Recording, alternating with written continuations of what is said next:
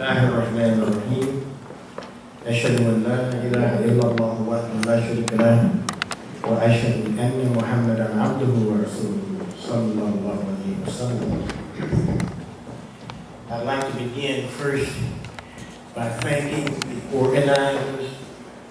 We haven't seen this many people on a Saturday and a Friday and also Sunday in a long time. And I wish to thank those of you who have been here and stayed here and raised your children in this masjid and who grew up in this masjid, and now the grandchildren are here with great achievements. This is a miracle. You know, I can almost die and go to my grave listening to what I heard today. The presentations were outstanding. Brothers, Wally and Ray, and I'm not putting it on. I told them that they can take that across the country. You know, is that professional and succinct and reaching very deep, you know. And I learned something from the two of you. And I'm going to take some of your techniques and your concepts. And I like the way they managed the crowd. Very good, very excellent. These are our children, you know, who are going to come into the leadership. We're going to pass away, and you see the leadership is already here. It's here, you know. So I just want to say that, you know, and I thank you. You can see where your charities are going, and you can see how we're going to impact this society in a very important way, very, very soon. The non-Muslims outside of this community, they are ready. They are ready for the message of Al-Ansar. The people are ready for it. And we're going to have to take it to them. You're right. We're going to have to take it to them. We're going to have to come out of this masjid and do the dawah that we used to do in order to help our people, because our African American non-Muslim people are our responsibility. It's our responsibility. We African American Muslims are responsible for the non-Muslim African Americans. Okay? Nobody else can help them the way they need to be helped universally, except for our community. Okay? And I'm not putting down any religious tradition. But we have an independent approach that no man gave us. Understand this. No man gave us the approach that we have. The approach that we have is from Allah through Muhammad the Prophet. You know, and we have these CDs, and I'm going to tell the masjid and the Jummah, they need to get the CDs and they need to watch it. Because it's a miracle that's happening in this masjid. Now it's happening all across the country. You know, that following Imam W. Muhammad, that language is producing this. That's what's producing this. This is language, it's this insight. You know. So I just want to say that to you. I have something that I want to say to you. But I've been so impressed by our youngsters, our children. So I want to turn this over to these two young ladies that are here, you know, and I know they can go. No, they can go. They're on your Allah bless that generation. You know, so I thank Allah for them and for these young ladies here that are about to share. Now listen, if y'all timid and shy, I got a lot to say. I'm ready to go. But you know how they say, ladies first. All right. Now let me say this to you so you understand what I'm talking about. Listen, that what you know. They say that the greatest teacher, the ones that produced the Imams, was the wives of Prophet Muhammad. Mainly Aisha.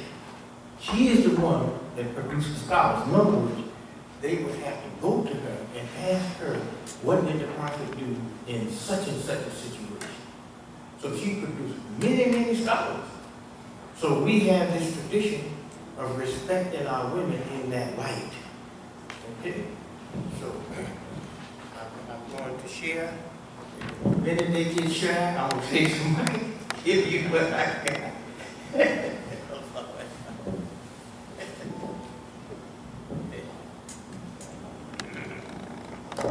Assalamualaikum. Wow. I'm Dr. Hamid. I'm a psychologist and I work for a community mental health center. A lot of times we talk about mental health, we talk about mental illness. I want to talk about mental health first and actually see what you guys know about mental health. I'm a teacher by nature, so I'm going to make you talk more than me. So what do you guys see as mental health? What are some things that are important for a person to function well mentally? State of mind. What kind of state of mind? Sober. A sober state of mind. That's good. But balance of food, exercise. So you want to have balance. And that's actually not something I hear quite as much in the psychological perspective. It's there, but I think Islamically we lead with that foot.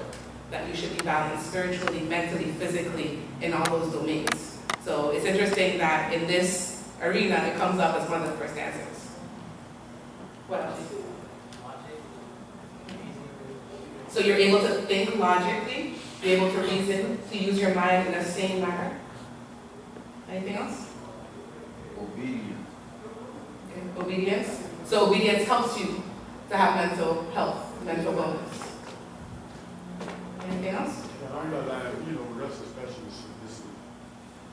Submissive to a lot of things. Being submissive to Allah's will. You were going to say something? Environment. What kind of environment? If you're in a hostile environment, like your judgment is critical.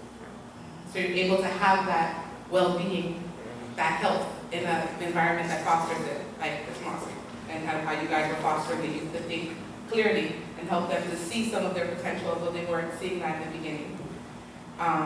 Functioning well, all of these things help the person to function well, and that's a part of mental health. Being able to function in whatever environment you're with, being able to function when you have something that stresses you out, being able to use coping skills. So a situation stresses me, I know, okay, I can read the Quran, I can follow the Hadith, I can talk to an Imam, I can talk to other elders in the community, people who are older than me and know what they're doing. Being able to reach out, that's one of the biggest things that can help us keep our mental health. A lot of times things are going on and we don't want to talk about it. We're ashamed of it. We don't want other people to know. What happens? It builds up and it builds up. Almost like shaking a soda can and then it explodes and all of a sudden you have mental illness. The opposite of what you were trying to get in the first place. For children, one thing that's very key is reaching developmental milestones on time. So reaching developmental milestones on time. So being able to walk and talk and have social skills on time. If not, they're falling behind, and that causes other things as far as the peers teaching them, or them not reaching that milestone might be a sign of something else. It might be a sign of some other disorder that's slowly starting to develop. So family mental health is my topic. Most of the time we talk about individual mental health, okay? So in a family, you have mom. I put mom first because they say if mama ain't happy, no one's happy. That's a fact. You have dad's mental health. I'm not an artist. I should actually have you come up here and do this, Ray. But these are circles I'm going to try to make over that because each person's mental health affects the other person. You also have the children's mental health. Each child has their own circle. Okay? Any other circles you guys think I should draw? The community mental health. Anything else? Then the extended family, so grandparents, uncles. Okay. I'm going to stop drawing circles. You guys get the point. It all overlaps together because my circles are. But the community, the school, anything else within the realm of the family that affects the mental health? Because all these other things, the outside circles affect it for sure. About grandparents. Grandparents, so part of the extended family, the cousins, the grandparents. Everyone's mental health affects each other. If you have stress going on, Even the job, the mosque. Within the family, you also have the couple. So if there are couples having conflict, that's affecting the couple, each person's individual mental health as well as the kids. And there's also family dynamics. So if you have child 1 and child 2 and they can't get along, that's going to affect the whole family mental health also. So there's all these different levels of mental health that affect each person, and they in turn affect each other.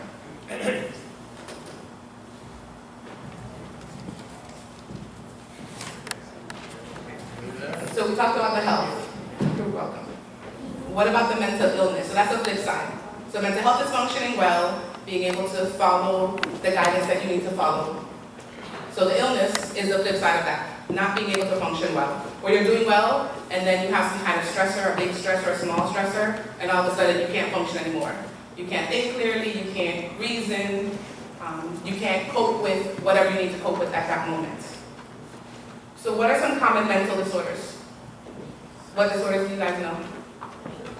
I think change brings disorders on people. People adjusting to change. One of the stresses can be change, and it can be a positive change, a marriage, a raise in salary, buying a new house, things that we get excited about. That can stress you out because it comes with other things, or sometimes just even the positive stress is still a change, so it can be stressful. Any mental disorders you guys know about? You know, dementia and Alzheimer's. I heard the depression, I heard dementia, Alzheimer's. Yeah. I heard bipolar here. My sister trying to say something. Trauma. There's all any kind of drug use. There's even caffeine and nicotine in our DSM, which is the manual that lists all the diagnoses that we have. There's over 220. Trauma. So any kind of trauma, any kind of sexual abuse, physical abuse, war, being exposed to violence. So you're on the streets, you know, playing cards or whatever, and somebody robs you. That's a trauma. ADHD. Yeah. That's something that's usually diagnosed first in children, but it can go into adulthood as well. ADHD is another one. I think it's, You just changed the mic. Okay. Anything else in the back? You have anxiety, paranoia. So there's different areas and domains. Yes, sir. Is there prevention, or is that just normal? Okay, it goes into the nature and nurture debate that Wadi was talking about earlier. I think that debate is all over science, mental health, everywhere. So the theory is that there's a certain amount that is in nature. It's in your genes. So if your family has it, you're more likely to have it. It doesn't mean you're going to have it. It depends on your own personal coping skills, your own personal stressors. So whether it's actually going to arise in you depends on multiple factors, your genes and also your environment. Yes, ma'am.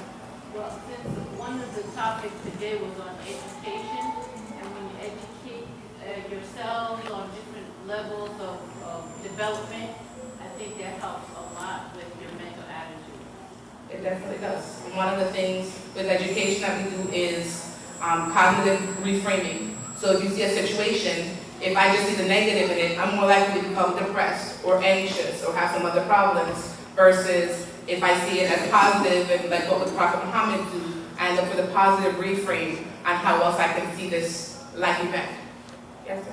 I just want to ask, what is a baseline definition of mental health or mental disorder?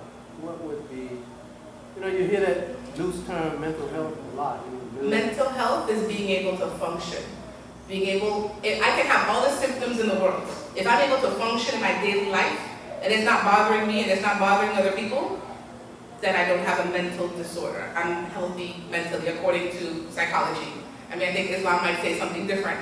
I think Islam would say it's about peace, it's about balance, and that if anything is out of whack there, then you have something you need to fix. Now, how severe it is depends on what you need to do to kind of fix it. But I think it's good for us to realize when you're starting to have some little symptoms, you're starting to get a little more irritated at something that usually wouldn't irritate you.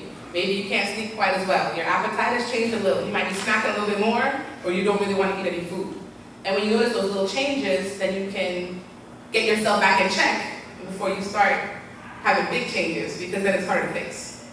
Can I follow that up with another question? Mm-hmm.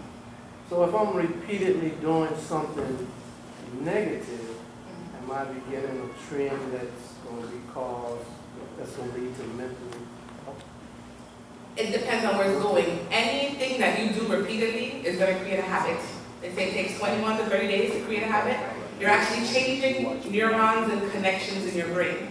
So if I'm walking on a path and I'm walking on the grass, okay, I'm creating a path on that grass. I keep walking on that same path, I'm going to have an indentation in the grass, okay? If I just decide to do something different, it could be positive, negative, however you want to label it, I'm creating a new path over here. If I leave that one alone, it's going to disappear. That's literally what's happening to the neurons in your brain. When you create a new habit, the more you step on that path, the clearer that path becomes and the others disappear. But if you go on that other path just a little bit, you're going to clear it up again and you're going to have to kind of start avoiding that to get the grass to grow back again. So whether it becomes a disorder or not depends on what you're doing, how it's affecting you, how it's affecting others around you. Does that make sense? That makes sense, thank you. Yes, sir. Even disorders, we've learned to function under this, like the functional alcoholic. I go to work, I pay my bills, blah, blah, blah, blah. And then, you know, we change our habits and we become functional. Next thing you know, I don't eat meat anymore, so now I'm eating, you know, meat. So, you know, we find ways to adjust no matter what the situation is, and we become functional at it after a while. Most of us, most of the time, can do that. But there's times when it gets out of your control. So I might be a functioning alcoholic. My mom dies and that goes out of whack. Versus if I was a functioning person beforehand and my mother dies, I might be able to handle it because I was more healthy to begin with. So a stressor, you're more likely to be attacked by a stressor and to have a harder time with the stressor if you're already behaving in maladaptive ways. It's like you're opening yourself up to a disease, whether it's a physical disease, a mental disease, or some kind of other problem. So we talked about some disorders. I want to talk about some warning signs. We've been speaking some of those things. If your mood changes, if your functioning changes. And for an adult, it might be you used to go to work early. Then you started going right on time, you're making it. And then you start getting 5 minutes late, 10 minutes late. For a child, it might be they used to have good grades, now their grades are slipping, or it's really hard for them to maintain the grades. Any kind of mood changes is important, especially if it's a big mood change, or if it lasts for a long period of time. Whether it's anxiety or depression, or you notice the mood's going up and down, and there's no trigger for it, or there's a trigger for it, but it's more than you would expect given that trigger. So my ice cream drops on the floor and I melt down. You don't expect that. You know, if somebody passes away and I melt down, you might expect that the first few days. If I'm doing it a year later, then I might need to think about getting some help. It's happened for too long. My reaction is going on for too long. So you're looking at the frequency, how often is this behavior happening? You're looking at the intensity. How bad is the behavior? Is it something kind of small or is it a big change of behavior? And how long is it lasting? So frequency, intensity, and how long?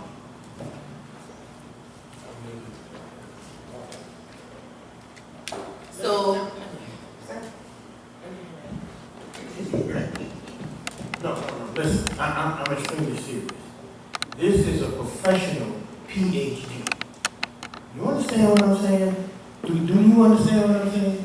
Yes, sir. You sit on her couch, you got to pay some money. Okay? This is an MD over here. So this is no joke. This is serious. So we need to be paying deep attention to what she's saying so that we or our children don't have to end up on the couch. You know. And how much, tell them how much it costs per hour on normal. You tell them. I work for a community mental health center, so I don't make this, but as a private psychologist, would probably make a couple $100 an hour. That's minimum. $100. So what I'm saying to you, yeah, what I'm saying to you, these are professionals. Wally's an engineer, you know, and Ray is a teacher. So we have professionals speaking to us that normally a workshop like this, you have to pay $200 to $500 per person to sit in this type of workshop, okay? And you only paying what, maybe $50 or $100 or something like that? So get your money's worth out of it. Ask these professionals questions that you are suffering from in your home. And if you are an angel in your home, then ask questions for your neighbor, so you can get answers to take back, so you can improve the life, that you're concerned about. Thank you very much. So go ahead. So along those lines, I don't feel encouraged, but I know this country as a whole have a serious issue with this drill and Muslim women's as a conversation piece, right? You working there? Wally. It's coming.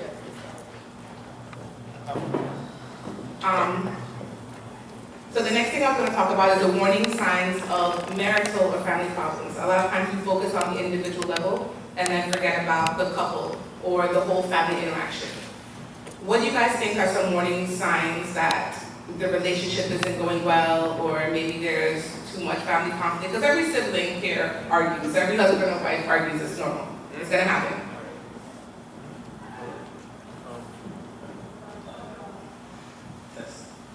It's working. What are some signs, some warning signs that the relationship, the family relationship, the couple's relationship isn't going as it should? Lack of communication. Okay, lack of communication. So maybe there's a lot of times where one person says one thing, the other person interprets it, and because lack of communication is going to happen. But if it's a very big thing, remember the intensity, the frequency. So if it's happening every day, yeah, it's a problem. Or if it's happening and then it causes a huge fight, then it's a problem.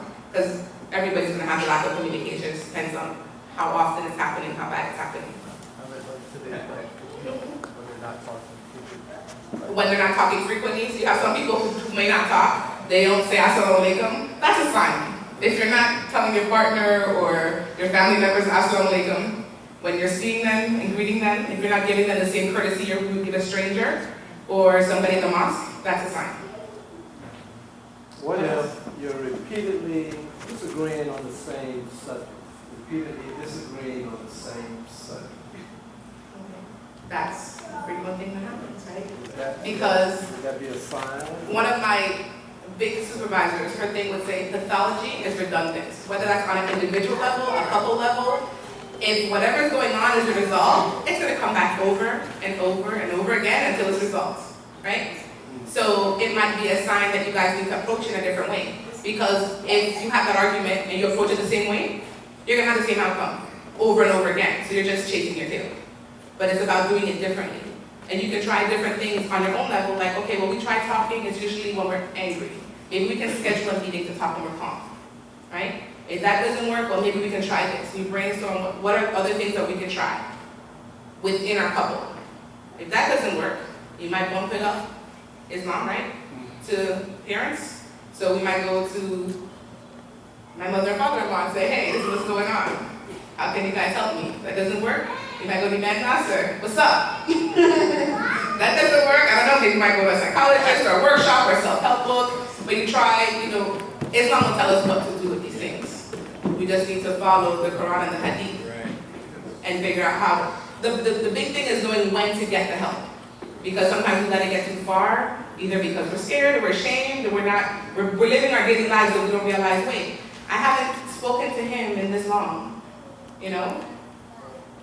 The Prophet Muhammad also said when you're angry, you may not necessarily, and you can correct me on this, have relations, as part of a way of, while you're angry, you may not. So if you're not having relations for a very long time, that's a sign. Sorry.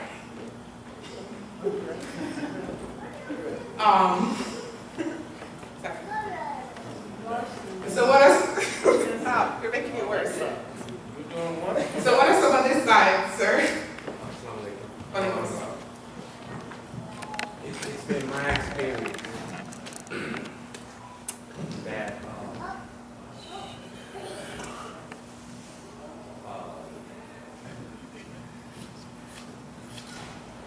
men and women keep score when it comes to being challenged with disagreements. And that dynamics always gets me the way that I may look at it from a more logical, practical standpoint versus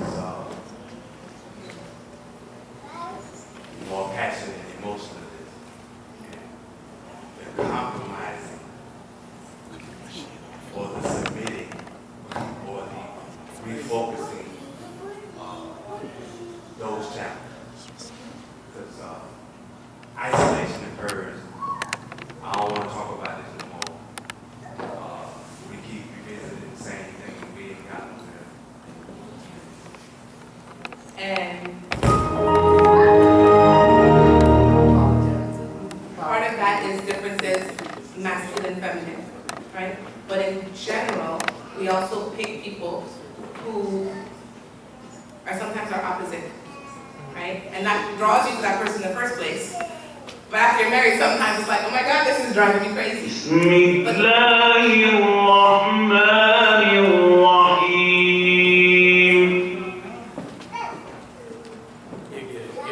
So it helps the pair to complement each other, but they also have to know how to do that and to learn how to do that, right? Because it actually is a beautiful thing when it comes together, that you guys are complementing each other and working together as a whole unit. You function better and you can teach each other things that somebody who was the same as you in that regard wouldn't be able to teach you, right? And then you both become more whole people, and it's almost a healing experience where, while the person who's emotionless can learn how to express emotions, the one who's kind of dramatic can learn how to think a little bit more, and then you both learn from that, become better people, and can function better as a couple, and outside of the couple, but also. So, it's a work, and sometimes some people have it, and then life hits them, and the stress, and then they might lose it, then they have to refocus themselves and figure out how to get it back. But it's a project, it's work. Some people think you get married, and I do is the hardest part, it's not. That's the beginning of it, and you still need to work and realize things are off target, so what do we need to do to bring it back on target? One thing I wanted to address with the couples is that some people will stay together regardless of what's going on. There could be physical violence, there could be other major things going on, and they'll say, well, we have to stay together, have kids, it's better for the kids. Children work better, they develop better when they have happy parents. So you guys need to get to a place where you can be happy parents. And if there's physical violence, that's something that's dangerous and has to be addressed. Whether it can be addressed in that pair or the person needs to get help outside of the marriage, man would be a good place to go for that because there's a lot of safety risks involved for you and the kids. The last thing I want to address, are you dealing with like coping, day-to-day self-care stuff?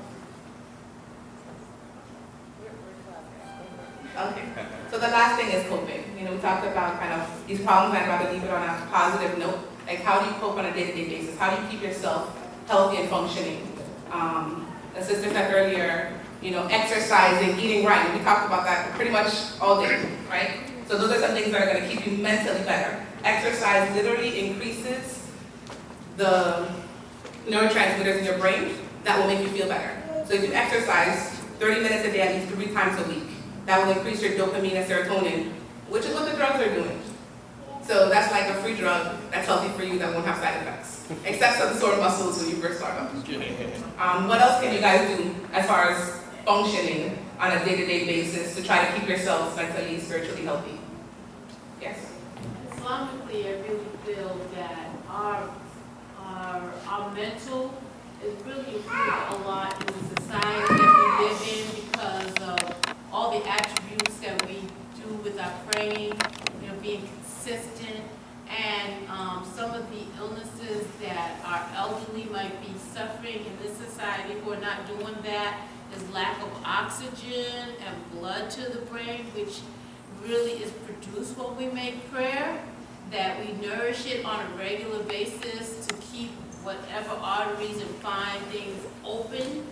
And if you take most of the elderly, if we put them on the floor, they cannot get up on it by themselves. So when you look at the Muslims elderly, they can get up and down, which shows the exercise of the balance of how we pray, the nourishment of the brain when we nourish it with the food and oxygen, the blood and oxygen that goes directly. If you ever had a headache and prostrated, your head starts pounding and you really can feel that blood rushing in your head, but when it's normal, you can't even feel it. So you know there's something happening. So there's a lot of things that we're doing now that we don't realize the benefits just in our 5 daily prayers that nourishes our brain and releases whatever stresses that we have accounted throughout the day. And then if you go the next level and you're praying internally, so you're focusing your mind